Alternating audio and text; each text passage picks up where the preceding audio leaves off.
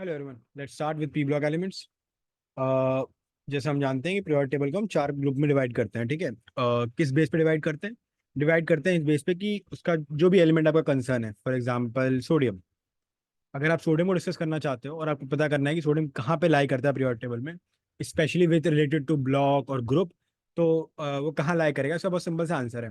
आप निकालो उसकी इलेक्ट्रॉनिक कॉन्फ़िगरेशन। तो सोडियम की इलेक्ट्रॉनिक कॉन्फ़िगरेशन होती है 1s2 2s2 2p6 3s1। तो पूरा लिखने की जरूरत नहीं है, 3s1 लिख देंगे। जो 3s1 है ये सोडियम का एड्रेस है कि वो पीरियोडिक टेबल में कहाँ लाई करेगा। ये जो 3 आप देख रहे हो ये उसका पीरियड बताता है। ये जो एस आप देख रहे हो वो उसका ब्लॉक बताता है।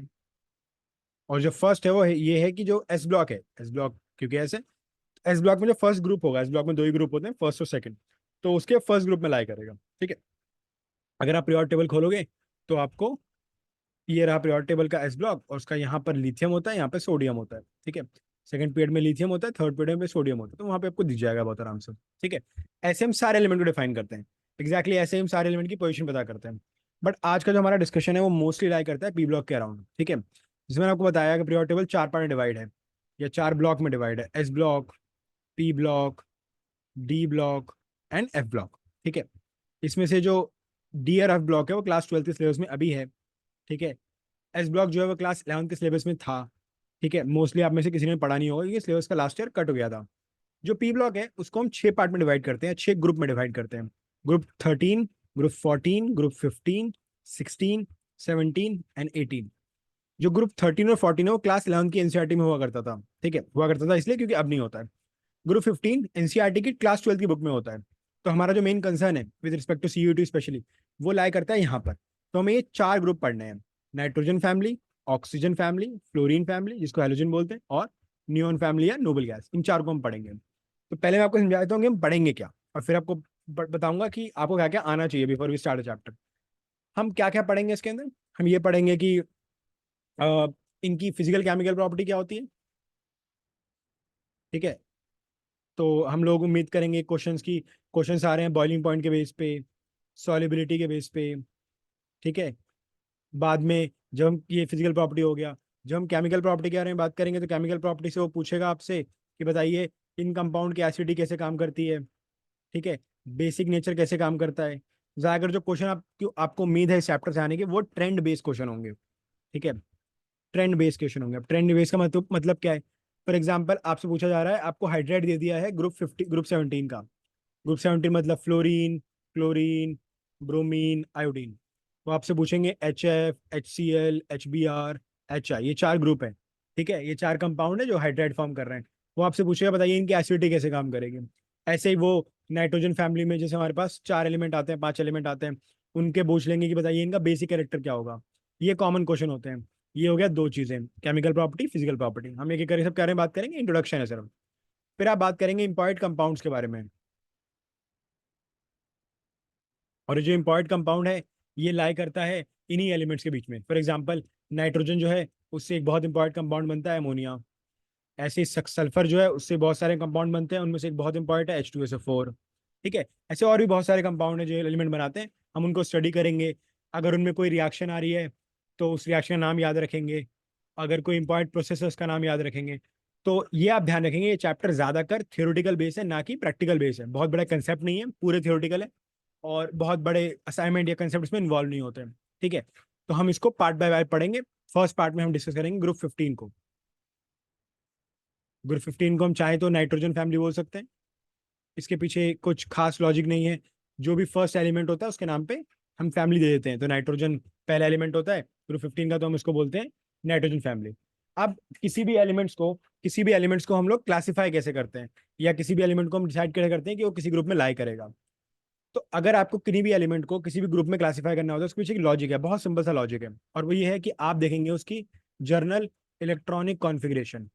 जर्नल इलेक्ट्रॉनिक कॉन्फ़िगरेशन का मतलब ये है कि उस ग्रुप में चार पांच जितने भी एलिमेंट आ रहे हैं वो उन सारे एलिमेंट की सेम इलेक्ट्रॉनिक कॉन्फ़िगरेशन होनी चाहिए। फॉर एग्जाम्पल ग्रुप 15 की जो जर्नल इलेक्ट्रॉनिक कॉन्फ़िगरेशन होती है वो होती है NS2 NP3।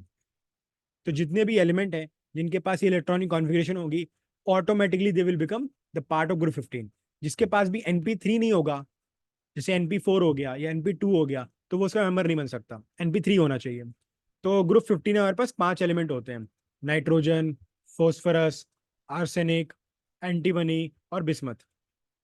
ठीक है, और इन सब की कॉन्फ़िगरेशन सेम होती है, बस फर्क क्या होता है, फर्क होता है अलग अलग पीरियड का। फॉर एग्जाम्पल नाइट्रोजन जो है वो सेकंड पीरियड में आता है, इसकी इलेक्ट्रॉनिक कॉन्फ़िगरेशन हो जाएगी 2s2 2p3। नाइट्रोजन आता है थर्ड पीरियड में, तो ये हो जाएगा 3s2 3p3। पर जनरल स्कीम है वो सेम रहेगी। क्या फर्क आ रहा है, सिर्फ एन का फर्क आ रहा है। एन क्या है, एन है यहाँ पे पीरियड। ठीक है, तो पीरियड चेंज होगा तो इलेक्ट्रॉनिक कॉन्फ़िगरेशन में चेंज आ जाएगा। यहाँ पे आ जाएगा 4s2 4p3, फिर आ जाएगा 5s2 5p3, यहाँ आ जाएगा 6s2 6s2 6p3, बिस्मत आ जाएगा 6 पीरियड एलिमेंट पे। ठीक है, और आपको पूरी इलेक्ट्रॉनिक कॉन्फ़िगरेशन रट्टा मारने की जरूरत नहीं है, अगर आप खाली ग्रुप भी याद करोगे तो दैट विल बी इनफ। ठीक है, तो ये हमारे पास 5 एलिमेंट होते हैं, इनको हम नाइट्रोजन फैमिली बोलते हैं। ठीक है, this is a very basic idea. Now, जैसे मैं आपको बता रहा था कि जब आप चैप्टर पढ़ेंगे ये, तो आप बहुत सारा डेटा पढ़ने वाले हैं, बहुत सारे पॉइंट पढ़ने वाले हैं, तो वो क्या क्या आना चाहिए। तो कुछ बेसिक पॉइंट है जिनका आइडिया आपको होना चाहिए। जैसे आपको बात पता होना चाहिए कि ऑक्सीडेशन नंबर क्या होता है। वैलेंसी तो आपको पता ही है, आउटर मोस्ट शेल में जितने इलेक्ट्रॉन होते हैं उनको वैलेंस बोलते हैं। और किसी भी एलिमेंट को अपने वैलेंस शेल को 8 बनाने के लिए, ऑक्टेट पूरा करने के लिए जितने इलेक्ट्रॉन चाहिए होते हैं वो उसकी वैलेंसी कहलाता है। फॉर एग्जाम्पल सोडियम के आउटर मोस्ट में आता है 281, तो इसको आसपास नंबर ऑफ वैलेंस इलेक्ट्रॉन कितने हो गए, वैलेंस इलेक्ट्रॉन हो गए 1। वैलेंसी कितनी हो गई, अगेन 1।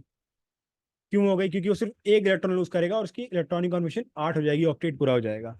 बट हमेशा ऐसा नहीं होता है कि वैलेंसी और वैलेंस सेम होते हैं। फॉर एग्जाम्पल क्लोरीन में आता है 287, अगर कोई आपसे पूछता है कि वैलेंस इलेक्ट्रॉन्स क्या है तो आप बोलेंगे 7। कोई आपसे पूछता है वैलेंसी क्या है तो आपको बोलना पड़ेगा 1, क्योंकि इसे सिर्फ एक बॉन्ड बनाना है टू बिकम ऑक्टेट कंप्लीट। तो आपने वैलेंस पढ़ रखा है, आपने वैलेंसी पढ़ रखा है, आपको पता होना चाहिए ऑक्सीडेशन स्टेट क्या होता है। फिर आपको ये पता होना चाहिए कि हाइड्रोजन बॉन्ड किसको बोलते हैं, क्योंकि इसका इस्तेमाल हम बहुत ज़्यादा करने वाले हैं। एक्सेप्शन यहीं से आता है। ठीक है, और उसके बाद जो एक बहुत इंपॉर्टेंट चीज़ है जो आपको लगती नहीं है छोटी क्लास में लेकिन इंपॉर्टेंट है, और वो है एटॉमिक साइज। ठीक है, अगर हम टेक्निकली बोलें, कोई एक फैक्टर जो सबसे ज़्यादा डिसाइड करता है कि कोई भी एलिमेंट जो है वो कितना बड़ा होगा कितना छोटा होगा, ये बाद में बहुत सारी चीज़ों को गवर्न करता है। फॉर एग्जाम्पल अगर साइज बहुत छोटा होता है तो वो एलिमेंट के लिए इलेक्ट्रॉन को एक्सेप्ट करना, अट्रैक्ट करना बड़ा आसान हो जाता है। इसलिए आप देखते हो कि नॉन मेटल जो होते हैं साइज में छोटे होते हैं। अगर कोई एलिमेंट का साइज बहुत बड़ा है तो उसके लिए इलेक्ट्रॉन लूज करना बड़ा ही आसान हो जाता है। इसलिए आप देखते हो कि जो ग्रुप 1 एलिमेंट्स हैं, sodium, potassium, caesium, they are very reactive क्योंकि साइज बहुत बड़ा है।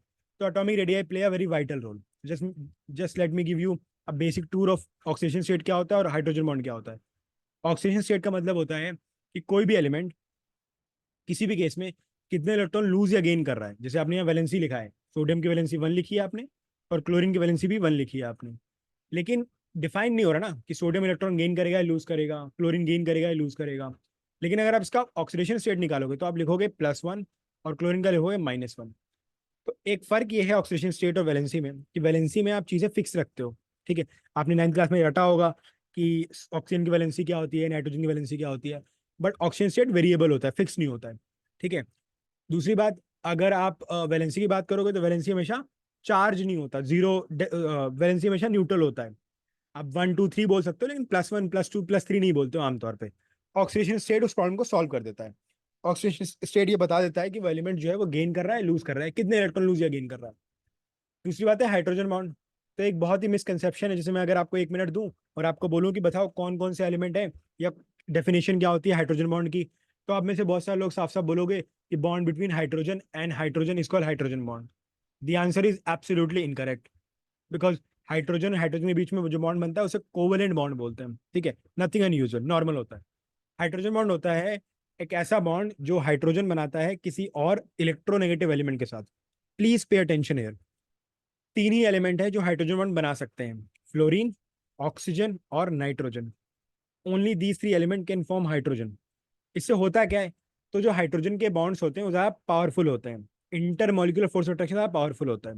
Late me give you an example. आपने H2O देखा है अपने आसपास, और आपने H2O सुना होगा या केमिस्ट्री लैब में एक्सपेरिमेंट में सुना होगा, हाइड्रोजन सल्फाइड गैस होती है। ये जो H2O होता है वो लिक्विड होता है विदाउट एनी एफर्ट्स।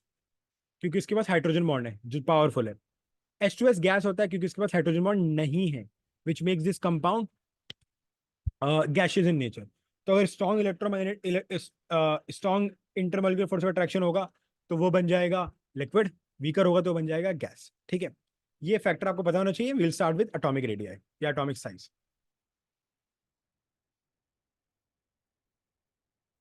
अब देखिए, क्योंकि हमने अभी चैप्टर स्टार्ट किया है तो बेसिक्स पे थोड़ा टाइम देना जरूरी है। जो एटॉमिक साइज होता है ना, वो डिसाइड कौन करता है? तो इन इजीएस्ट वर्ड, दो चीजें हैं या दो चीजों का जो रिजल्ट है वो डिसाइड करता है कि एटॉमिक रेडियाई क्या होगा। ठीक है, atomic radii atomic size same ही चीज है। अब देखो ये कैसे काम करता है, डिसाइड कैसे होता है कि साइज बड़ा होगा या छोटा होगा। ये रहा आपका न्यूक्लियस, ठीक है, इसको हम Na बोल देते हैं। यहाँ पे है आपका एक इलेक्ट्रॉन, इसको हम Nb बोल देते हैं। ठीक है, अब क्या होगा, दो फोर्स अप्लाई होंगे यहाँ पे। पहला फोर्स जो है वो न्यूक्लियस लगाएगा इलेक्ट्रॉन को अपनी तरफ अट्रैक्ट करने के लिए। ठीक है, अपनी तरफ अट्रैक्ट करने के लिए। इस फोर्स को हम बोलते हैं, इस फोर्स को हम बोलते हैं न्यूक्लियर फोर्स या न्यूक्लियर चार्ज। इसको हम बोलते हैं न्यूक्लियर चार्ज। सिंपल है। Positively charge nucleus negatively charge electron को अपनी तरफ अट्रैक्ट कर रहे हैं। जितना बढ़िया, जितना ज्यादा चार्ज न्यूक्लियस होगा वो उतना बढ़िया उसको अट्रैक्ट करेगा। ठीक है, अब वो अट्रैक्ट अगर हो जाता है तो साइज छोटा हो जाएगा, अगर वो अट्रैक्ट नहीं हो पाता साइज बड़ा हो जाएगा। अब एक फैक्टर तो हो गया न्यूक्लियर चार्ज, एक और फैक्टर होता है जो डिसाइड करता है साइज को। वो क्या है? अब देखो, बहुत कम एलिमेंट है ना जिनके पास एक, बहुत कम ही एलिमेंट है जिनके पास दो या चार या एक ही इलेक्ट्रॉन होगा। साथ एलिमेंट के खूब सारे इलेक्ट्रॉन्स होते हैं। अब ये जो एलिमेंट है इसके पास इनर मोस्ट में कोई इलेक्ट्रॉन्स हो सकते हैं। ठीक है, ये जो इलेक्ट्रॉन है ये कौन सा चार्ज होगा बताइए? ये भी नेगेटिव चार्ज होगा। अब ये जो नेगेटिव चार्ज है इनर मोस्ट इलेक्ट्रॉन का, वो आउटर मोस्ट इलेक्ट्रॉन को अंदर आने से रोकेंगे, रोकेंगे। ये वो वाली बात है कि यहाँ पे कुछ रखा हुआ है, ठीक है, और ये फर्स्ट रो के लोग हैं, ये सेकंड रो के लोग हैं। अगर सेकंड रो के लोग पहले जाने की कोशिश करेंगे तो फर्स्ट रो के लोग क्या करेंगे? उन्हें रेसिस्ट करेंगे। ठीक है, क्योंकि पहला नंबर उनका आना चाहिए। वैसे ही, वैसे ही जो इनर मोस्ट इलेक्ट्रॉन है वो क्या करेंगे, वो आउटर मोस्ट इलेक्ट्रॉन को ब्लॉक करेंगे। और उस ब्लॉकेज को हम बोलते हैं शील्डिंग इफेक्ट या स्क्रीनिंग इफेक्ट। ठीक है, शील्डिंग इफेक्ट या स्क्रीनिंग इफेक्ट। अब इन दोनों का आपस में एक बहुत बड़ा टकराव है। अगर आप ध्यान दोगे तो न्यूक्लियर चार्ज चाहता है कि न्यूक्लियर इलेक्ट्रॉन जो है वो पास आए, शील्डिंग इफेक्ट चाहता है कि इलेक्ट्रॉन जो है आउटर मोस्ट इलेक्ट्रॉन जिसकी बात कर रहे हैं हम लोग वो दूर जाए। तो इनका जो रिजल्ट निकलता है, जो इनके रिपल्शन से रिजल्ट निकलता है, इस रिजल्ट को हम लोग बोलते हैं Z effective. Z effective also known as effective nuclear charge. ठीक है, तो जहां पर इफेक्टिव न्यूक्लियर चार्ज बढ़िया होगा, ठीक है, वहां पे साइज छोटा हो जाएगा। जहां पे इफेक्टिव न्यूक्लियर चार्ज कमजोर होगा वहां पर साइज बड़ा हो जाएगा। अब ये बात भी सही है कि हम गेस कैसे करेंगे कि भाई न्यूक्लियर चार्ज पावरफुल है कि नहीं है? तो उसका एक आंसर ये है कि आप स्क्रीनिंग इफेक्ट को देखो। स्क्रीनिंग इफेक्ट इस बात पे डिपेंड करता है कि ऑर्बिटल कौन सा।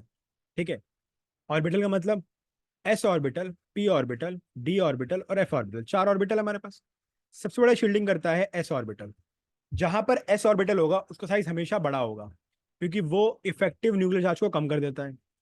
जैसे जैसे आप आगे जाओगे, एस से आप पी की तरफ जाओगे, डी की तरफ जाओगे, एफ की तरफ जाओगे, you are going to witness a very sharp decrease in screening effect. तो एफ ब्लॉक का स्क्रीनिंग इफेक्ट बहुत पुअर होता है। जिन लोगों ने ट्वेल्थ में डी ब्लॉक पढ़ा है उन लोगों को लेंथोनॉइड कॉन्ट्रैक्शन और एक्टोनॉइड कॉन्ट्रैक्शन याद होगा। तो वहां पे क्या हो रहा था, इनकी शील्डिंग बहुत पुअर थी तो वो इलेक्ट्रॉन को रोक ही नहीं पा रहे हैं। तो जहां पे पुअर शील्डिंग है साइज छोटा हो जाएगा, जहां पे शील्डिंग बढ़िया है वहां पे साइज बड़ा हो जाएगा। इसीलिए एस ऑर्बिटल के साइज का, एस ऑर्बिटल के जो एलिमेंट होते हैं उनका साइज बड़ा होता है, रिलेटिवली पी का साइज छोटा होता है। तो ये है एटॉमिक साइज का लॉजिक। ठीक है, अब मैंने आपको बताया है कि atomic radii, atomic size play a very very vital role in almost all cases. ठीक है, ऑल केस का मतलब क्या है? Now let me give you two important definitions. The first is what we call ionization enthalpy.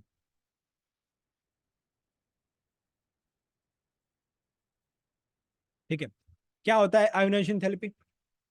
Ionisation enthalpy का मतलब होता है the amount of energy required to remove one electron from any atom in its gaseous state. For example, आपके पास एक element है, let's say x है आपके पास, ठीक है, वो एक सॉलिड है।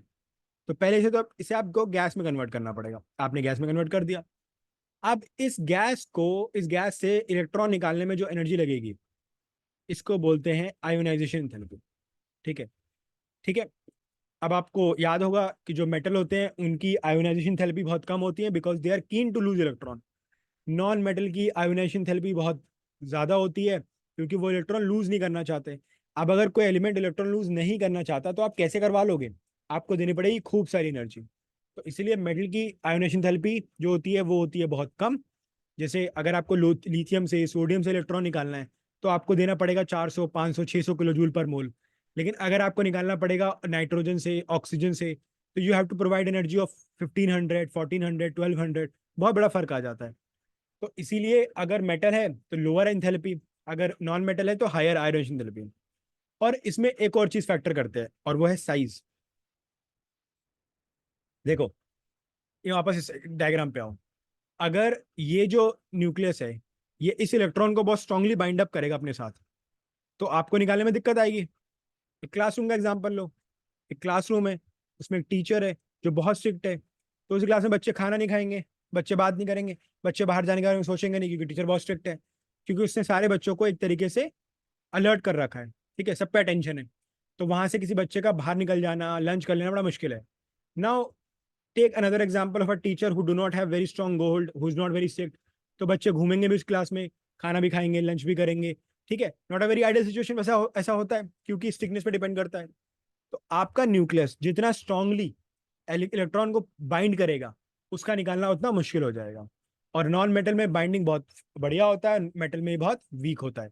ठीक है, साइज में भी ऐसा ही है। अगर साइज बहुत छोटा हुआ तो इलेक्ट्रॉन निकालना मुश्किल हो जाएगा। Late me give you an example.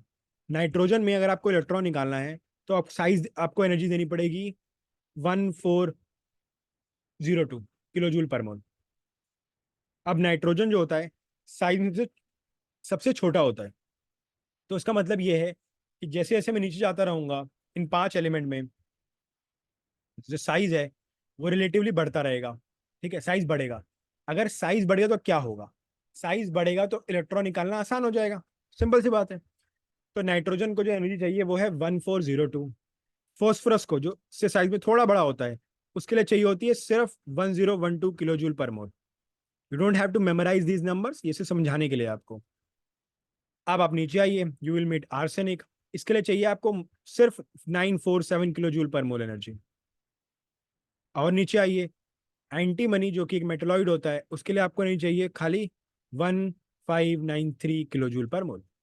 Bismuth जो कि एक मेटल होता है, उसके पास इलेक्ट्रॉन निकालना और आसान है। All you have to do is provide 700 kilo joule per mole energy. जैसे जैसे आप नीचे जा रहे हो, दो चीजें हो रही हैं। एक, साइज बढ़ रहा है। साइज बढ़ने से क्या होगा? मेटालिक कैरेक्टर बढ़ जाएगा। मेटालिक कैरेक्टर का मतलब सिर्फ वो नहीं होता जो आपके दिमाग में आता है लोहा देख के। ठीक है, मेटल का मतलब है जिसके लिए इलेक्ट्रॉन लूज करना आसान हो। ऐसा कोई भी एलिमेंट जो आराम से इलेक्ट्रॉन लूज कर देगा वो बढ़िया मेटल है। तो डाउन द ग्रुप आए, साइज बढ़ा, साइज बढ़ा तो इलेक्ट्रॉन लूज करना आपके लिए आसान हो गया। ठीक है, तो इसलिए अब ट्रेंड क्या याद रखोगे आप इन सब चीजों का? अल्टीमेटली आपको ट्रेंड याद रखना है। तो what is the ionization enthalpy trend in group 15? The answer is, as we go down the group the ionization enthalpy decreases. Why? Because of two reasons, size बढ़ता है और मेटालिक रेडियाई और metallic nature increase करता है। इनको आपको point by point लिखना पड़ेगा। ठीक है, now again we'll come back to the same thing. हमारे पास 5 एलिमेंट है, nitrogen, phosphorus, arsenic, antimony, bismuth. अब क्योंकि ना आप पी ब्लॉक पहले बार पढ़ रहे हो तो इतनी सारी इन्फॉर्मेशन आपके लिए ओवरवेलमिंग होती है। तो आपको ज़्यादा टेंशन लेनी नहीं है। आपको रखना है कि साइज बहुत इंपॉर्टेंट रोल होता है, और बाकी सारे जो ट्रेंड है वो उसी को फॉलो करते हैं। ठीक है, और सब कुछ आपको एक बार रट्टा नहीं मारना है, इनको लिखोगे, प्रैक्टिस करोगे तो अपने आप याद हो जाएगा। Now we have this 5 elements. अब ये काम कैसे करते हैं, ये होते कैसे हैं नेचर वाइज? तो ये जो फर्स्ट दो एलिमेंट है आपके पास, फॉर एग्जाम्पल आपके पास है नाइट्रोजन और आपके पास है फॉस्फोरस। ये दोनों जो एलिमेंट होते हैं वो होते हैं बहुत ही आराम से गैसेस। ठीक है, या गैस से पहले ये होते हैं नॉन मेटल। इसमें नाइट्रोजन प्राइमरीली गैस होता है, और फॉस्फोरस जो होता है वो आमतौर पर सॉलिड होता है। फॉस्फोरस आपने रियल लाइफ में देखा हुआ है, आपने अगर मैच बॉक्स यूज़ किए, माचिस यूज़ की है, तो देखा होगा आपने कि उसमें डिफरेंट कलर के कलर कोड्स होते हैं, डिफरेंट कलर के पेंट्स लगे होते हैं उसके अंदर, ब्लैक, ग्रीन, ब्राउन, रेड। वो सब फोस्फोरस होता है, फोस्फोरस का पेंट होता है, वो फोस्फोरस का लिक्विड बनाते हैं और उसको ऐड कर देते हैं। तो नाइट्रोजन और फोस्फोरस दोनों नॉन मेटल होते हैं। उसके बाद आर्सेनिक आ जाता है, बिस्मथ आ जाता है। ये दोनों जो होते हैं इनको हम बोलते हैं मेटलॉइड। मेटलॉइड का मतलब है they are neither metal non non metal. ठीक है, इनके पास दोनों कैरेक्टर होते हैं। और बिस्मथ जो होता है वो एक टिपिकल मेटल होता है। जब भी आप टिपिकल मेटल सुनेंगे पी ब्लॉक में, तो इसका मतलब ये है कि वो जो फिजिकल प्रॉपर्टीज पढ़ी है ना छोटी क्लासेस में, कि व्हाट इज अ मेटल, आप बोलते हैं सोनोरसनेस, आप बोलते हो डक्टिलिटी, मिलेबिलिटी, सोनोरसनेस, स्ट्रेंथ, कंडक्टिविटी वगैरह वगैरह। तो वो सब टिपिकल मेटल के बिहेवियर होते हैं। बिस्मथ एक टिपिकल मेटल होता है, उसमें सारी प्रॉपर्टीज होती हैं। ठीक है, इन सारे मेटल में एक और चीज जो है वो इम्पॉर्टेंट है, वो ये है कि ये सारे के सारे जो एलिमेंट है वो डायटॉमिक होते हैं। ठीक है, ये डायटॉमिक होते हैं या पॉलीएटॉमिक होते हैं। ठीक है, अब पॉलीएटॉमिक का मतलब क्या है, डायटॉमिक का मतलब क्या है? डायटॉमिक का मतलब ये है कि जब एग्जिस्ट करेंगे तो दो एटम एक साथ चलेंगे। फॉर एग्जांपल N2 होता है डायटॉमिक, जबकि P4 होता है पॉलीएटॉमिक। तो ये ऐसे एग्जिस्ट करते हैं, सारे एलिमेंट जो है पॉलीएटॉमिक होता है, नाइट्रोजन आमतौर पर डायटॉमिक होता है। ठीक है, ये हो गया इनका फिजिकल बिहेवियर। ठीक है, आयोनाइजेशन थेरेपी, साइज और नेचर। ठीक है, अब देखो, अगर अब कुछ चीजें जो आपको फिगर आउट खुद करनी पड़ जाती हैं, बहुत आराम से हो भी जाती हैं। यहाँ मैंने बोला है नॉन मेटल है और यहाँ मैंने बोला है मेटल है। और अगर मैं आपको आधा मिनट दूं और आपसे ये पूछूं कि बताइए नाइट्रोजन और एस एंटीमनी और बिस्मथ, इन तीनों को अगर आपको अरेंज करना है इन इंक्रीजिंग ऑर्डर, ध्यान सुनिएगा, in increasing order of electronegativity, तो आप कैसे अरेंज करेंगे? देखो, मैं आपको पूरा 30 सेकंड देता हूँ इसके लिए। Go ahead, take your time.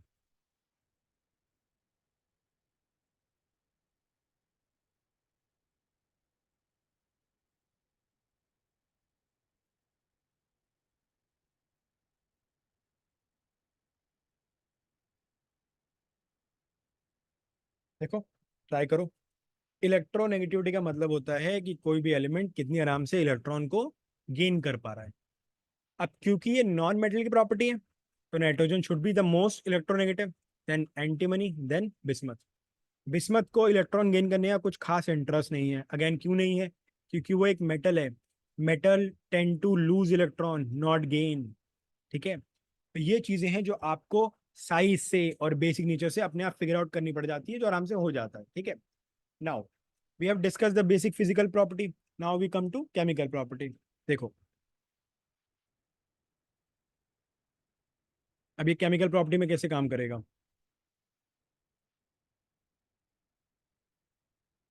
ठीक है, केमिकल प्रॉपर्टी में क्या होता है, हम पढ़ते क्या है? हम सबसे पहले पढ़ते हैं ऑक्सीडेशन स्टेट, या जिसे मैं कहता हूँ कॉमन ऑक्सीडेशन स्टेट। ठीक है, जर्नल ऑक्सीजन स्टेट।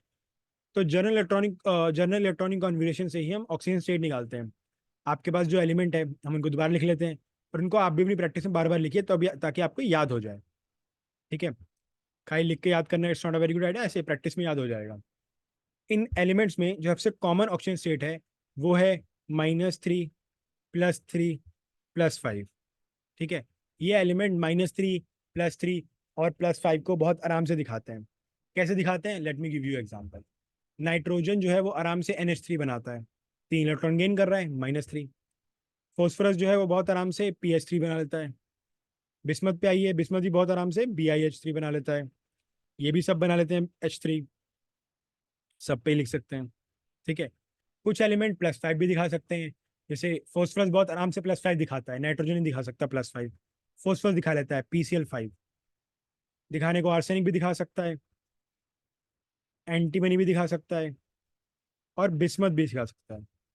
अब यहाँ पे आपको दो चीजें याद रखनी है। पहला, नाइट्रोजन जो है वो +5 बॉन्ड नहीं बनाता है, तो यहाँ पे आप लिखेंगे एक्सेप्ट नाइट्रोजन।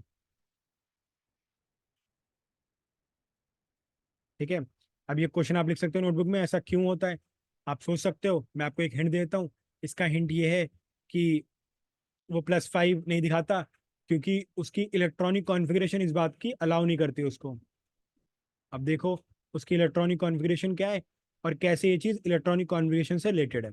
ठीक है, उसके बाद जो है बिस्मथ नहीं दिखा पाता +5 बहुत आराम से। बिस्मथ का +5 कंपाउंड एग्जिस्ट करता है। क्या एग्जिस्ट करता है? BiCl5 एग्जिस्ट करता है, बट ये बहुत स्टेबल नहीं होता है। जैसे ही बिस्मथ BiCl5 को मौका मिलता है, वो ब्रेक हो जाता है इनटू BiCl3 + Cl2। और इसके पीछे जो आंसर है इसका, इसको बोलते हैं inert pair effect. Due to inert pair effect वो +5 नहीं दिखा पाता है बहुत आराम से। ठीक है, हालांकि +5 of phosphorus +5 of arsenic is relatively very stable. तो ये तो हो गए जनरल इलेक्ट्रॉनिक कॉन्फ़िगरेशन। जनरल का मतलब सब दिखाते हैं। Now we have some exceptions. ठीक है, और क्योंकि आप इनऑर्गेनिक केमिस्ट्री का सबसे इंपॉर्टेंट चैप्टर पढ़ रहे हैं, आप एक्सेप्शन को लेके कीन रहिए। एक्सेप्शन आएंगे आपके सामने। ठीक है, नाइट्रोजन की अगर हम बात करेंगे तो नाइट्रोजन +3 दिखाता है, -3 दिखाता है, इसके अलावा और भी चीज़ें दिखाता है।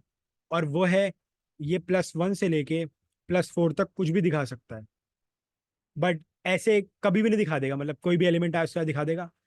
+1 का मतलब ये कि एक इलेक्ट्रॉन लूज करना, +4 का मतलब है कि 4 इलेक्ट्रॉन लूज करना। पर इसको एक ही एलिमेंट है जो पुश कर पाता है +4 और +1 बनाने के लिए, और वो है ऑक्सीजन। अगर आप एग्जाम्पल लोगे तो वी हैव HNO2, इसे आप रिएक्ट कराओ और ये ऑक्सीडाइज करके बना देगा HNO3 + H2O + NO। अब यहाँ ध्यान दो, आप बैलेंस कर लेते हैं। अब यहाँ पे आप ध्यान दो, यहाँ पर ये दिखा रहा है +3 और यहाँ पे दिखा रहा है ये +4। ठीक है, यहाँ पे दिखा रहा है ये +2। एग्जाम्पल दिख गया आपको? ठीक है, तो ऑक्सीजन जो है वो नाइट्रोजन को पुश करता है to show different oxygen state other than +3 and -3। ठीक है, और ये सिर्फ नाइट्रोजन के केस में नहीं होता, और भी बहुत सारे एलिमेंट के केस में ऐसा होता है कि वो +2 +3 +5 तक लेके जाता है एलिमेंट्स को। ऑक्सीजन के पास ये पावर है। ठीक है, now we will discuss the most important thing of of chemical properties, और वो है anomalous properties of nitrogen. Anomalous का मतलब क्या होता है? एनामोलस का मतलब होता है ऐसी प्रॉपर्टीज जो सिर्फ, जो एक्सेप्शन हो, ऐसी प्रॉपर्टीज जो और कोई ना दिखा रहा हो। और ये सिर्फ नाइट्रोजन के साथ नहीं होगा, हर एलिमेंट का, हर एक ग्रुप का जो फर्स्ट मेंबर होगा, जो सेकंड पीरियड का एलिमेंट होगा, वो हमेशा थर्ड फोर्थ फिफ्थ सिक्स से अलग होगा। याद रखिएगा। Let me show you here, can we show. ठीक है, अगर आप पीरियड टेबल देखोगे तो उसमें आपको देखने को मिलेगा कि जो भी एलिमेंट है उसका जो ग्रुप 2 का मेंबर है, lithium, beryllium, carbon, boron, nitrogen, oxygen, fluorine, इन सब के पास कुछ प्रॉपर्टी होती है जो किसी और के पास नहीं होती है। कैसी प्रॉपर्टी होती है? तो इसको हम लिस्ट कर लेते हैं यहाँ पे। A very important property we have is called small size. Relatively सबसे स्मॉल साइज होता है अपने पूरे ग्रुप में इन लोगों का। अभी बात आप सोच सकते हो कि सर ये तो हमें दिख रहा था ऊपर कि नाइट्रोजन साइज बहुत छोटा होगा, बट इसमें जो एडिशन पॉइंट है वो ये है कि जो साइज में डिफरेंस होता है ना, जैसे एक डिफरेंस यहाँ है नाइट्रोजन और फॉस्फोरस में एक डिफरेंस है जो फॉस्फोरस और आर्सेनिक में है। जो डिफरेंस एक्स है बिटवीन नाइट्रोजन एंड फॉस्फोरस, वो बहुत ज्यादा बड़ा है compare to y, compare to phosphorus and arsenic. तो अगर नाइट्रोजन ये है तो फॉस्फोरस साइज काफी बड़ा होता है इससे। बाकी का साइज भी बड़ा होता है पर रिलेटिवली बहुत बड़ा गैप होता है यहाँ पर। ठीक है, तो उसमें बहुत स्मॉल साइज होता है इनके पास। एक पॉइंट ये हो गया। दूसरा पॉइंट हो गया कि इनके पास एब्सेंस ऑफ डी ब्लॉक होता है। ठीक है, अगर आप फॉस्फोरस का एग्जांपल लिखोगे तो फॉस्फोरस की जो इलेक्ट्रॉनिक कॉन्फ़िगरेशन है, ध्यान देंगे, फॉस्फोरस की जो इलेक्ट्रॉनिक कॉन्फ़िगरेशन है वो होती है 3s2 3p5 3d0। इसके पास 3d होता है लेकिन यूज नहीं हो पाता। लेकिन नाइट्रोजन के जब आप लिखते हो कॉन्फ़िगरेशन तो ये हो जाएगा 2s2 2p, यहाँ पे 3 आएगा, 2p3, और 2d होता ही नहीं है। तो इसके पास 3d नहीं होता, 2d नहीं होता, इसके पास डी ब्लॉक का एब्सेंस होता है सबके पास, नाइट्रोजन के पास, ऑक्सीजन के पास। फिर नाइट्रोजन के पास डी डी ब्लॉक नहीं होगा। इससे फर्क क्या पड़ेगा? इससे एक फर्क ये पड़ता है कि ये जो एलिमेंट है ये क्या करते हैं, ये डी ब्लॉक के कुछ बॉन्ड नहीं बना पाते, not able to form d pi D pi D pi p pi bonds. ठीक है, वो ये बॉन्ड नहीं बना पाते। अब आपके दिमाग में आ सकता है कि ये बॉन्ड होते कौन से हैं। देखो, अगर आपके पास फोस्फोरस है और वो डबल बॉन्ड बना रहा है ऑक्सीजन के साथ, तो डी फोस्फोरस क्या यूज करेगा डबल बॉन्ड बनाने के लिए? अपना outer most shell. Outer most में क्या है? D orbital. तो वो यहाँ पे यूज करेगा अपना डी ऑर्बिटल, और ये यूज करेगा यहाँ पे पी ऑर्बिटल। और इनके बीच में एक पाई बॉन्ड, डबल बॉन्ड को पाई बॉन्ड बोलते हैं, डाइबल बॉन्ड फॉर्म हो रहा है, तो इसको बोलेंगे D pi p pi bond. अगर फोस्फोरस किसी का बॉन्ड बना रहा है, for example phosphorus bond double bond बना रहा है किसी और एलिमेंट के साथ जो अपना डी ब्लॉक ऑफर करता है, तो यहाँ क्या बनेगा? D block D block, D pi D pi. तो डी पाई बॉन्ड बन जाएगा, क्योंकि नाइट्रोजन के पास पी ऑर्बिटल है ही, डी ऑर्बिटल है ही नहीं, तो वो बॉन्ड बनाएगा कैसे? ठीक है, तो अगर वो डी ब्लॉक के एलिमेंट बॉन्ड नहीं बना पाता तो बनाता क्या है? तो वो बनाता है able to form p pi bond. ठीक है, पी पाई पाई मतलब दोनों के दोनों जो एलिमेंट है वो अपने पी ऑर्बिटल यूज कर रहे हैं बॉन्ड बनाने के लिए। Example, nitrogen triple bond nitrogen, nitrogen double bond oxygen, carbon double bond nitrogen. देखो, पी पी पाई, नाइट्रोजन यहाँ पी यूज करेगा, ऑक्सीजन यहाँ पे पी यूज करेगा, कार्बन पी यूज करेगा, यहाँ पे ये भी पी यूज करेगा, तो यहाँ हो जाएगा p pi p pi p pi p pi. तो इसे बोलेंगे पी पाई बॉन्ड, और they are not able to form d pi bond. अब मैं आपको फिर से 30 सेकंड देता हूँ, और मैं आपसे पूछता हूँ एक बहुत इंपॉर्टेंट चीज, कि जो स्मॉल साइज है वो और कौन कौन सी चीजों के लिए इंपॉर्टेंट होगा, कौन कौन से फैक्टर्स को वो इन्फ्लुएंस करेगा। I will give you entire 30 minutes, take your time.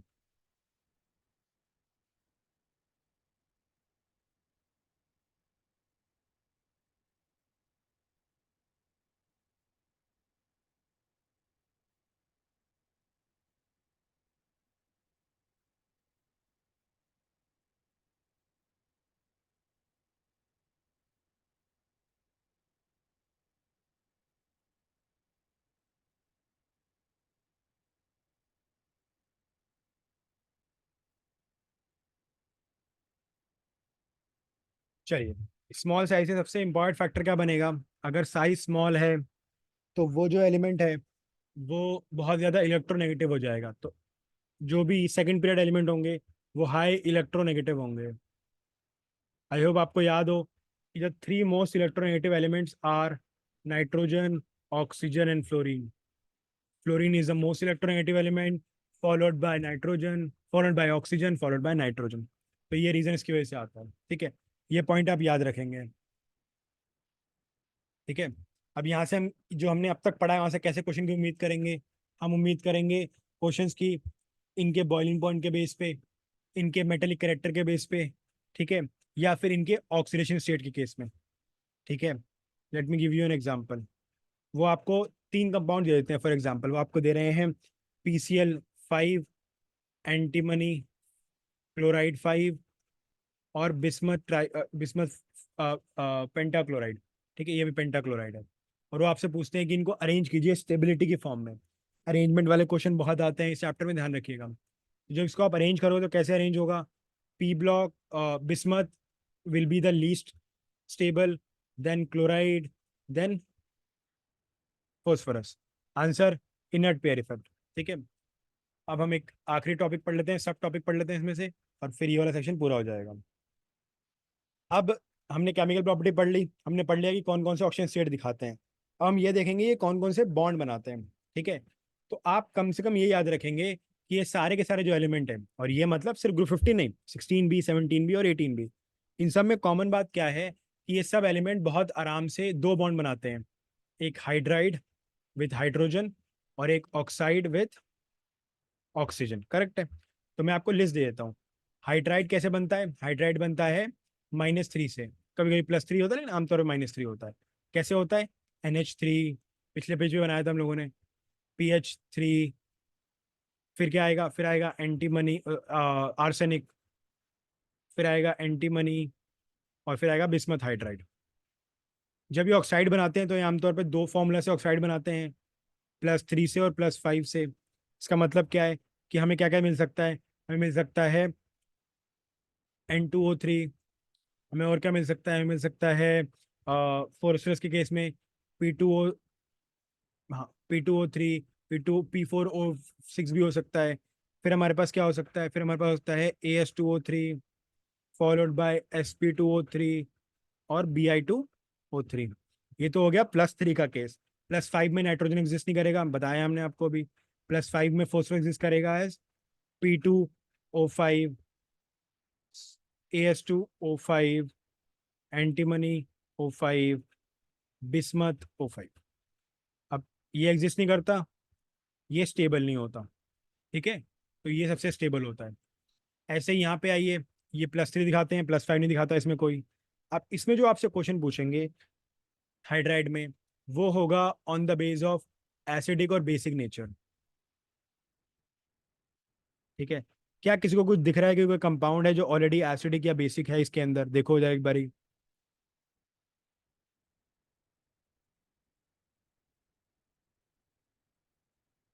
देखो कोई कंपाउंड दिख रहा है आपको जो आपको ऑलरेडी पता हो कि यार ये एसिडिक होता है या बेसिक होता है? NH3 जो होता है वो बढ़िया बेसिक होता है, ठीक है, अच्छा खासा बेसिक होता है। जैसे जैसे आप डाउन द ग्रुप जाओगे, बेसिसिटी कम हो जाती है। तो एक बार के लिए आप बोल सकते हो कि जो क्या कहते हैं, आपका BiS3 है वो माइल्ड एसिडिक होता है, बेसिक होता है, बहुत पुअर रिड्यूस, बहुत ही पुअर ऑक्सीडाइजिंग एजेंट होता है। तो सबसे ज़्यादा जो बेसिक होता है वो होता है NH3। डाउन द ग्रुप जाओगे तो बेसिक करेक्टर कम हो जाएगा। बेसिक करेक्टर मतलब क्या? बेसिक करेक्टर का मतलब होता क्या है? बेसिक करेक्टर का मतलब होता है टेंडेंसी टू गेन इलेक्ट्रॉन, ठीक है। ऊपर पढ़ चुके हैं हम ऑलरेडी, तो नीचे आते रहेंगे तो जो टेंडेंसी है इलेक्ट्रॉन गेन करने की वो कम होती रहेगी। अब आइए ऑक्साइड के ऊपर। जो ऑक्साइड के अंदर है वो सारे के सारे जो एलिमेंट है वो एसिडिक इन नेचर होते हैं, ये एसिडिक होता है। तो इसमें क्या है, डाउन द ग्रुप जा रहे हो तो बेसिक करेक्टर कम हो रहा है। इसमें क्या है, जब डाउन द ग्रुप जाओगे तो एसिडिक करेक्टर कम हो जाएगा, डिक्रीज हो जाएगा, ठीक है। और ये कंपाउंड धीरे धीरे एसिडिक हो जाते हैं, बेसिक हो जाते हैं। एक चीज और याद रखोगे, इतने सारे इमोशनल इंफॉर्मेशन के साथ साथ एक इंपॉर्टेंट चीज याद रखोगे। जब भी आप किसी एलिमेंट का ऑक्सीडेशन स्टेट बढ़ाते हो, ठीक है, तो दो चीजें होती हैं। पहला, उसका कोवलेंट नेचर ना बढ़ जाता है। इसका मतलब ये है कि यहाँ देखो, ये कंपाउंड आयनिक रहा होगा क्योंकि +3 है, 3 इलेक्ट्रॉन गेन कर लूज करना आसान है। ये जो कंपाउंड है वो कोवलेंट रहेगा क्योंकि उसके लिए 5 इलेक्ट्रॉन लूज करना आसान नहीं है, तो शेयर कर लेगा। दूसरा क्या आ जाएगा, दूसरी प्रॉपर्टी, वो कंपाउंड बहुत ही बढ़िया ऑक्सीडाइजिंग एजेंट आ जाएगा। ऑक्सीडाइजिंग ऑक्सीडेशन एजेंट उसका का नेचर उसका बढ़ जाएगा, वो बढ़िया ऑक्सीडाइजिंग एजेंट बन जाएगा। ये दो प्रॉपर्टी हो जाएगी। तो अब क्या करेंगे, आप बेसिक प्रॉपर्टी पढ़ लेंगे जो बेसिक मैंने बताया है। हर टॉपिक में तो हम बेसिक नहीं पढ़ पाएंगे, जो बेसिक कैरेक्टर मैंने आपको बताया उनको रिवाइज कर लेंगे। और उसके बाद हम लोग, आप लोग ये जो ट्रेंड्स हैं जो मैंने आपको बताए समराइज कराएं, मैं समराइज कर देता हूँ एक बार के लिए, ठीक है। हमने स्टार्ट किया साइज के साथ, डाउन द ग्रुप जा रहे हैं तो साइज जो है वो बड़ा हो रहा है। क्यों बड़ा हो रहा है?